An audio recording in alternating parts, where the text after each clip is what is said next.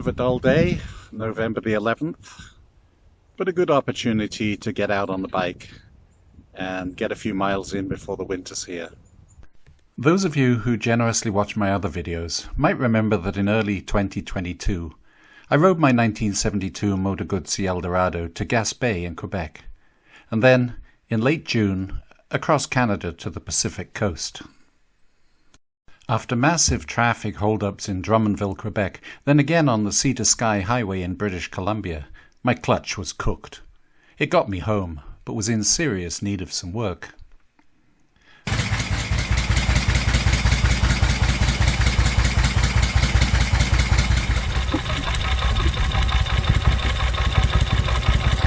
Fast forward to now, the clutch is repaired, the bike's back together, and it's time to enjoy a few rides before it snows. Well, theoretically, my microphone should be working, so we'll see.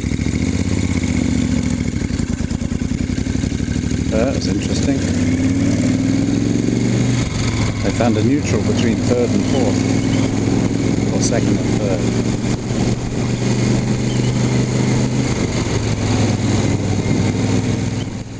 You know how much I enjoy this bike when it's running well, as it is today. Actually, I enjoy this bike even when it isn't. It isn't fast, it isn't particularly smooth, the suspension is archaic and the brakes are marginal. It sounds like a recipe for a horrible experience, doesn't it? I'm sure most people riding this bike would find it ghastly, but for some inexplicable reason it's become like a part of my body. I can ride it for hours without getting tired. And in almost 100,000 miles together, I've yet to be bored, which is more than I can say for most of the modern bikes I've owned or ridden. It's looking a little grey today. Not sure I'd be terribly keen to be out on that water, or at least not in that water.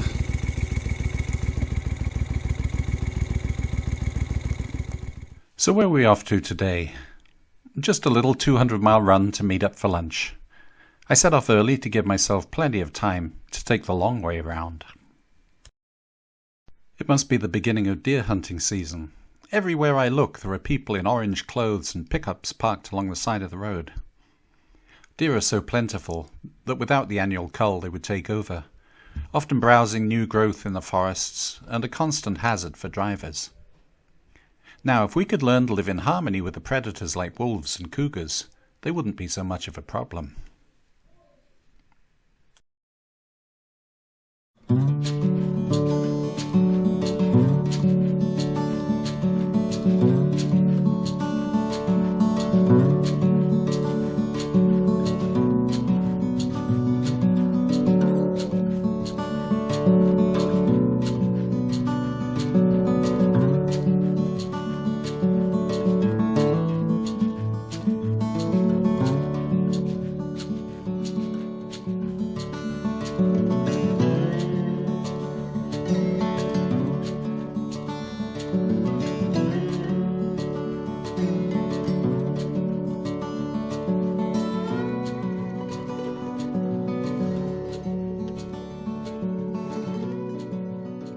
When you lived in this area for a while, it's inevitable that you'll ride the same roads many times.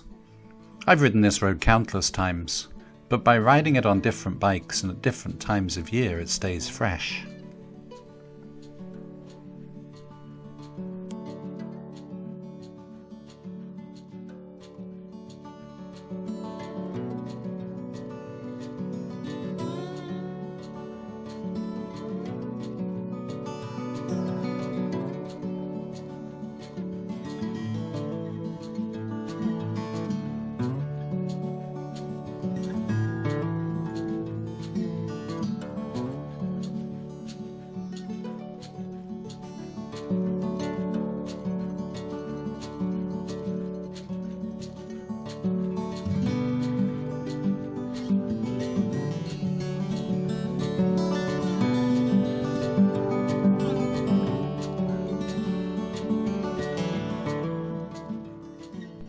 You can see that with its gentle curves, decent pavement and pleasant, but not spectacular scenery, this is a road you could speed on.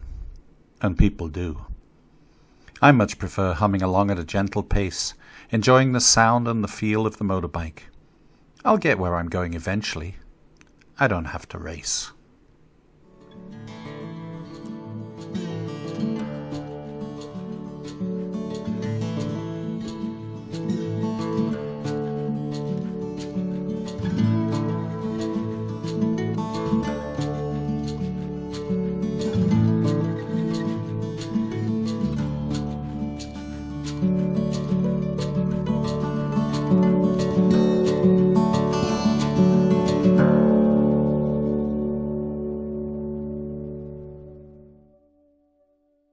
Perhaps not feeling as I have to race is the difference between riding a machine that's emotionally satisfying to ride at any speed, and one which is just an appliance for moving through the landscape, and only provides stimulation when you're riding close to the edge.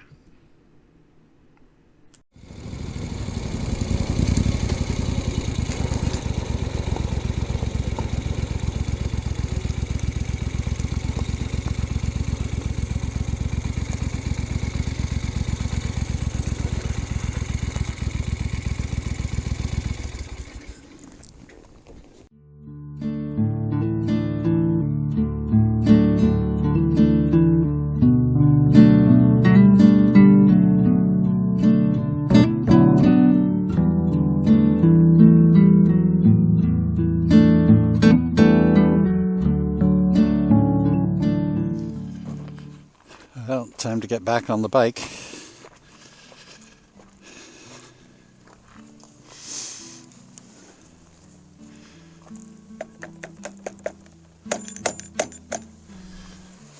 Poor old tack certainly given up the ghost. One of these days.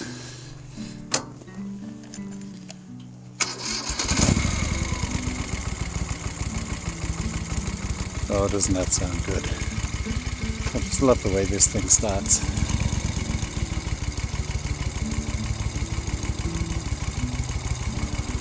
Oh goodness me, traffic.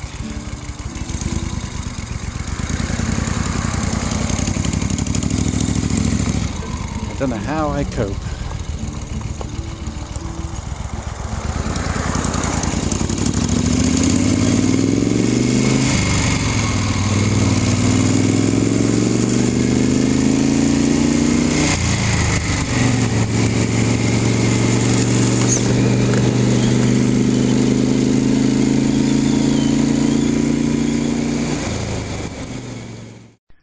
Anyway, riding at a leisurely pace gives you time to think. When only a small portion of your grey matter is required to keep the bike upright and rolling, the mind's free to wander off on its own little adventures. I spend some of my time looking for photo shots to include in my videos, planning my next lengthy ride, or just daydreaming about other things which are going on in my life. We need this kind of free mind time. If we're too busy, we never get to explore and process things at a deeper level. Most of the time, though, it's as if my active mind has taken a holiday. I'm just riding, with no conscious thought. There's a great scene in the movie The Last Samurai when Nobutada instructs Tom Cruise's character, Nathan Algren, to empty his mind.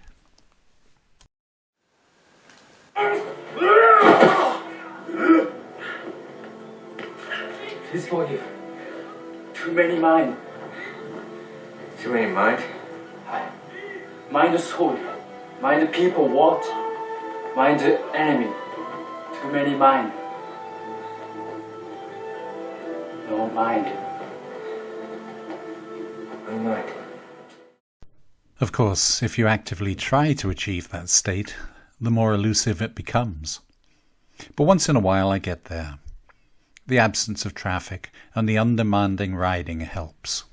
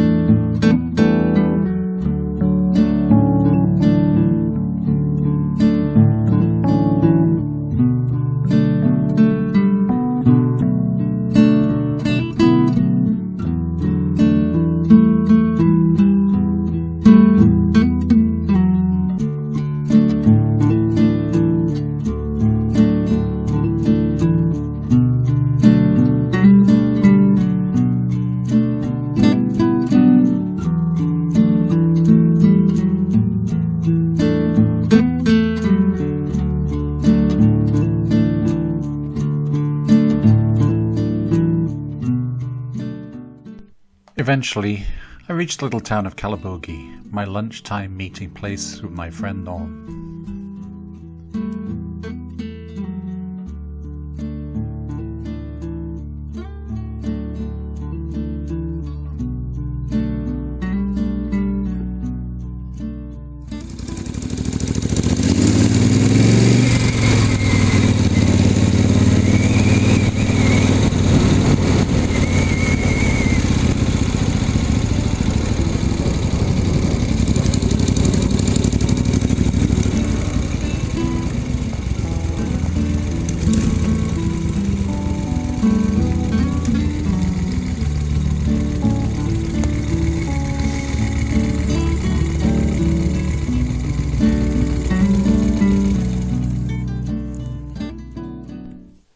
As Norm turned up, one of the other patrons noticed that my distributor cap was loose, although I hadn't noticed any difference in behaviour on the road. On close inspection, I could see that one of the little spring clips that holds it in place had vibrated off. An easy fix with a zip tie, and I got a spare clip at home. It wouldn't be a typical Nick ride on the old Eldorado without some minor issue. It helps keep the mind alive.